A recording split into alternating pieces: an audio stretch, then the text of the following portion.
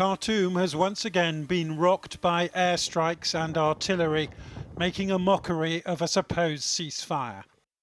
Since Tuesday, the UK has evacuated over 1,600 people, the biggest rescue effort of any Western country, but certainly not the fastest, and one which prevented at least 20 NHS doctors from travelling as they don't have British passports, until a government U-turn last night. That's too late for Anas Khalifa, who works at the North Middlesex Hospital. She fled several hours' drive from Khartoum as she'd heard that the British wouldn't help her. And now they've changed their minds. She's missed the last flight. It sounds as if the British government failed to anticipate that there were lots of NHS doctors like you who don't have British passports. And so initially, you weren't eligible for any of these evacuation flights. No. And the time was actually very tight when they updated the rules and they said NHS doctors could go and catch those flights. The email actually, I've seen the email this morning, and they said the last flight is around 12 this afternoon. And even if the road was safe, the journey is like 5 hours. I wouldn't be able to catch the flight anyway. It was very short notice. So even when the NHS doctors were included, the notice was very, very, very tight and very short for me to go and catch that flight. Tawassul al-Hajj and her 7-year-old son Mohammed reached the British evacuation point several days ago, but they've been turned away twice. A British soldier wouldn't allow them through this morning either. Everyone push back now, please. Any more British passports? UK passports, Pakistani passports. Tawassul is Sudanese, but her family insists that Mohammed, who is autistic, does have a British passport. Their relative in Huddersfield believes that the Foreign Office has finally agreed that the couple can fly, but he says that time is running out to get them on the last plane. I've been on the phone with the Commonwealth Office, the FCDO, and I've told them the situation. And the main issue has been that they said that they're taking it. There's very sympathetic caseworkers on the ground who's saying that they're taking the issue very seriously. But unfortunately, it seems that there's no lines of communication between the Foreign Commonwealth Office and the people on the ground. Because if there were, they would know that a case has been opened on my relative's case, and they don't. They don't know, and so it's just gross incompetence. Tens of thousands of others have managed to find their own way out from Africa's third biggest country. This is the scene in Port Sudan, from where ships have been sailing to Saudi Arabia. Over 1,900 people from 17 countries are due to arrive there today. The Chinese have laid on 2 naval ships of their own, in what is, amongst other things, a propaganda coup for Beijing. We're very relieved and excited, says this man, that the fleet of the motherland has picked us up. The UK's last flight to Cyprus was set to take off just a short time ago, while the government says it's pulling every diplomatic lever to achieve a lasting ceasefire. Jonathan Rugman reporting. Well, Amal Osman is a British national who was evacuated from Sudan with her parents on Wednesday, and we're also hoping to speak to the MP Anna McMahon, who's working on behalf of many of her constituents to get family members in Sudan to safety. Amal, let's start with you. You just did this journey that we described again in Jonathan's piece on Wednesday. Yep, on Wednesday. What was that like, especially getting to the airport? I mean, it was one of the most terrifying journeys that I've ever taken in my life. There were so many moments where I thought that we wouldn't make it. And because of the roadblocks, the fighting, the general menace? Because of general menace, because of the checkpoints that we had to go through. How many checkpoints were there? So I think I counted up to 12 RSF checkpoints, and then after that we got into an area where it was mostly Sudanese armed forces. So then it was literally about a checkpoint every 5 minutes or something like that. And every checkpoint is a heart-stopping moment, isn't it? Yeah, it's a heart-stopping moment because, you know, most of the checkpoints, in all honesty, they were courteous, the soldiers, but it doesn't change the fact that there is a soldier with a huge AK-47 coming in and searching and looking and questioning, and each time you have that moment, you're not sure if you're going to be able to make it out. And you had your family with you, or some of your family? Well, yeah, my parents. It was my parents who were traveling with me, and yeah, there was a lot of, you know, a lot of the questions that they were asking, they really specifically focused on men. Right. You know, so in that sense, they left women and children a lot of the time. Yeah. But there was a lot of moments where I didn't think we'd make it, and it was also a challenge because the buses themselves, you know, I want to shout out the Sudanese community, the diaspora, and the people on the ground, because it's just normal citizens are organising these buses to help people get from different areas, because we were going from a city called Medani, which is usually a 4 to 5 hour journey to Khartoum, and it took over 10 hours to get to the base due to checkpoints and stops, a flat tire. The bus drivers themselves also were not happy that we didn't fill up the 50 seats of the bus, so they had threatened to take us off the bus because we weren't able to pay the full amount, which was about $200 per person. And it was just, you know, I think it was just challenge after challenge that kept occurring. And yeah, there were points where I didn't think we were able to make it. And then when we did finally make it to the airbase, it was another long, grueling, you know, few days where we were waiting out for a long time, not sure if we were going to make the next flight. And yeah. And your parents are, you know, relatively old, and they live in Sudan, right? So they've left their home. Is that right? I mean, well, they live here, but most of their siblings and brothers and most of my family are in Sudan. And so they're we had staying to leave there. them. They're stuck there. There's no way for them to come out. Did they want to come out as well? Yeah, some of them wanted to come out. Some of them were scared to leave. They didn't want to leave their homes. And some of them just didn't, most of them just didn't think that they had an opportunity to leave, because a lot of the focus at the moment in the borders is to make sure that foreign nationals are coming out. So they don't have the privilege of the passport, a British passport that I had, that allowed me and my family to evacuate. So, you know, we had to say goodbye to, you know, my aunties, my cousins, and I'm not sure if I'll see them again. I'm not sure if they'll be able to come out. And, you know, and the network is bad, so half the time you don't get through. Do you think they should be able to come to Britain, even if they don't have British passports? Absolutely. Yeah. Absolutely. This is it's a crisis. And I think that especially, you know, you have families, you have families here. Sure. You know, we would be able to take them in. There's a huge Sudanese community in the UK.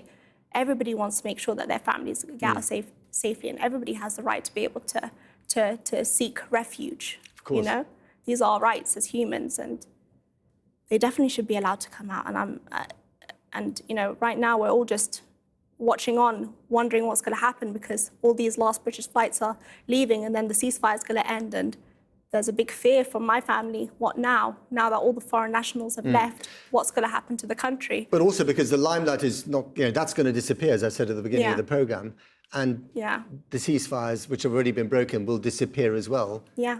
I mean, you must be worried about the future of your country. I mean, absolutely. I mean, we all had hope when the revolution occurred, the civilian revolution, that there was going to be a huge change for our country, and we're going to be able to see it grow and prosper in the ways that we had all hoped and envisioned, and now it's just come crumbling. I was going to say, because just a few years ago, you know, we on this programme, you know, like every other, you know, lots of other people celebrated what we thought was the advent of democracy after 30 years of dictatorship under Bashir. Yeah. Have all those hopes disappeared?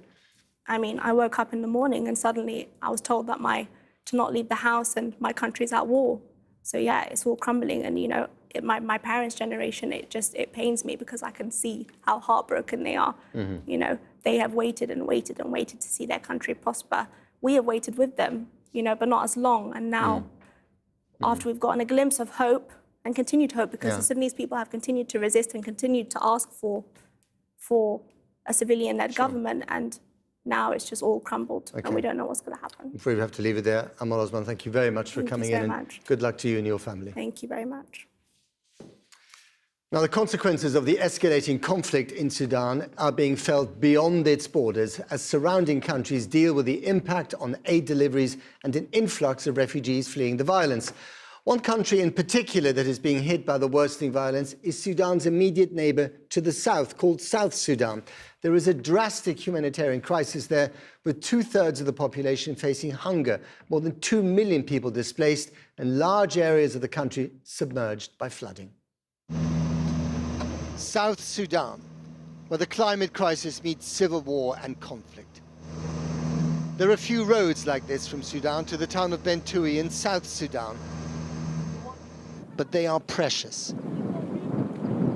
A World Food Programme convoy carrying basic supplies through this corridor is warmly welcomed by those desperately in need. But this was 2 weeks ago, and this was the last humanitarian convoy to make the journey. The escalating conflict in neighbouring Sudan has meant that this route, a lifeline, is now firmly closed for aid. The only movement across the border are the desperate people fleeing here from the violence in Sudan. More pressure on a country where 7.7 million people already face acute malnutrition or even starvation. It's all hands on deck at the moment to try and get food in there in time. We still have some food stock in Sudan that we needed for the pre-positioning. So now we're trying to look at alternatives to be able to get those supplies elsewhere. It's a very worrying development. And then also as well, I mean, we're expecting population movements, but there's also the economic linkages that South Sudan and Sudan have that will have an impact as well on the population in South Sudan. Euphoria accompanied South Sudan's independence from Sudan after over 20 years of civil war. This is the world's youngest nation, but now one of its most fragile. Faced with a deadly mixture of poverty, conflict and climate change. The people here are already internally displaced. Now floods leave them more desperate than ever. Here an entire village is underwater. A swamped police station and what's left of the local school. Livestock wade through in search of any remaining land to graze on. And farmers here have little choice but to fish for food even in contaminated waters. On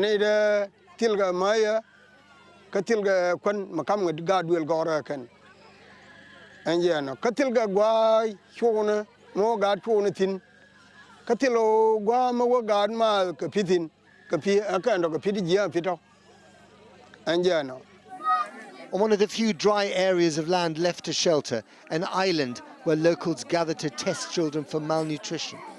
The band showing red indicates the need for hospital treatment. There are an estimated 100,000 children in South Sudan at risk of dying if they don't receive immediate medical treatment.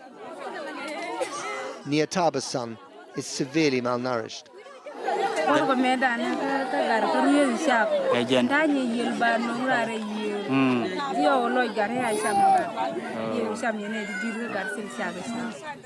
This is a layer cake of misery.